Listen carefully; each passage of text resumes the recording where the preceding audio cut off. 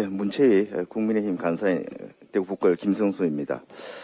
최근 이재명 후보의 성남시장 시절 성남FC의 후원과 관련 각종 의혹에 대해서 다시 한번 이렇게 부각이 되고 있습니다. 지난 국정감사 때 제가 이 문제를 강력히 제기하고 지적한 바 있습니다만은 자료 제출의 미협조라든지 또 참고인 증인 출석에 대한 민주당의 거부로 추가적인 그 의혹 해명에 다소 미흡한 점이 있었습니다. 그 당시 그 지적한 의혹들에 대해서 다시 한번 말씀을 드리면 이미 언론에도 나와 보도되고 있습니다만은 분당 차백원의 경우 33억 원을 후원했습니다만은 분당 경찰서 또 부지 용도 변경 문제가 이게 걸려 있었고요. 여러 가지 후원 기업들이 다 이해관계가 걸려 있습니다.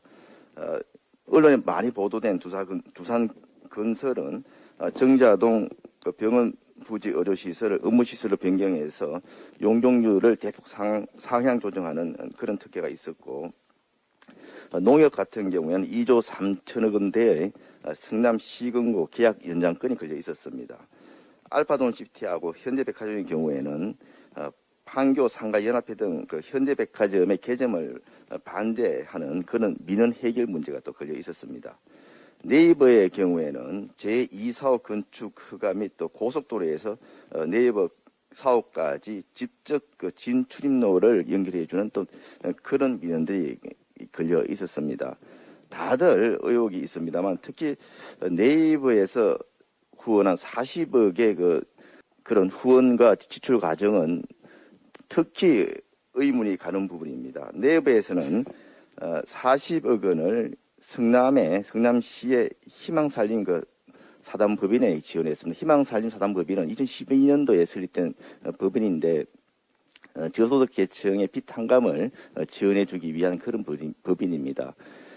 이 빚 한감 프로젝트와 관련해서 이재명 후보가 성남시장이 된 이후인 2015년도에는 주빌리 은행이라는 그런 실질적인 집행을 위한 기관을 다시 설립을 했습니다. 주빌리 은행의 상임 행장은 이재명 시장과 유종일 당시 KDI 교수가 공동 행정을 맡고 있었고, 상임 이사는 이재명 시장의 측근인 재윤경 전 의원이 맡고 있었습니다. 그런데 네이버에서는 이 희망살림에 40억 원을 후원을 했는데 이 당초 빚한감 목적과는 전혀 상관이 없이 1억 원만 남기고 39억 원을 성남FC에 다시 이렇게 지원을 하게 됩니다. 이 39억 원의 그 용도 사용 용도에 대해서는 확인이 지금 어려운 사항인데, 일단은 그 주빌리 은행이라는 그런 명칭을 성남FC의 그 유니폼 네이밍 홍보로 사용을 합니다. 이 주빌리 은행이 지금 이재명 시장이 당시 홍보를 지정했던 빚한감 프로젝트를 추진하는 그런 은행인 만큼 본인의 취적을 굉장히 교모하게 우회적으로 홍보하기 위해서 주빌리 은행이라는 그런 명칭을 성남FC 유니폼으로 사용하게 한 것으로 이렇게 추정이 될 수밖에 없습니다. 만약에 다른 기업들의 그 후원을 받아가지고 유니폼 명칭을 사용하게 했었으면은 그 당시에 여러 가지 후원 금액을 비교해 볼 때 수십억, 한 2, 30억 정도의 성남FC 후원을 받을 수 있었음에도 불구하고 그런 기회를 차버리고 본인의 취직 홍보를 우회적으로 하기 위해서 사용했다는 그런 의혹을 지우지 않을 수 없습니다. 그리고 성남FC에 관여했던 주요 인사들의 그런 행적도 보면 의혹투성입니다.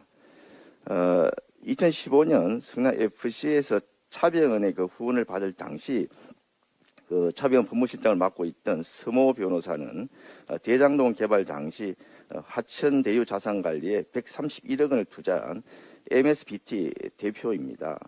그리고 성남FC 구단의 홍보팀 버스 기사였던 진모 씨는 이후에 경기교통연수원 사무처장으로 이렇게 자리를 옮기는데, 이 사람은 작년 민주당 경선 당시에 SNS 단체 채팅방을 만들어가지고 이낙연 후보를 비방하기도 했었습니다. 이외에 그 성남FC는 코마트레이더와 후원 계약을 2016년 1월에 맺었는데, 잘 아시다시피 코마트레이더는 국제 마피아파의 돈 세탁을 위한 그런 조폭 회사입니다. 이런 회사가 성남FC와 후원 계약을 맺었던 것입니다.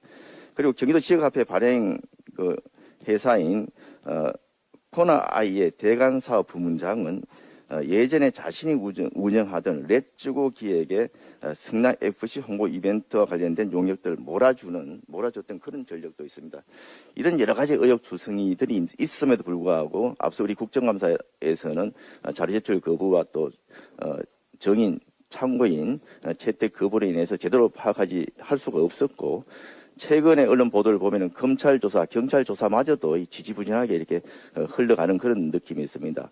이 부분에 대해서 국민적 의혹을 투명하게 해소하기 위해서 더 확고한 그런 검찰 조사가 필요하다 이렇게 말씀을 드리고, 만약에 검찰 조사가 안 될 경우 이 부분이야말로 대장동 특검과 관련해서 연계해서 특검 대상임을 명확히 해야 할 것입니다. 이 부분에 대해서 그런 책임 있는 조치를 촉구합니다. 이상입니다. 말씀을 듣고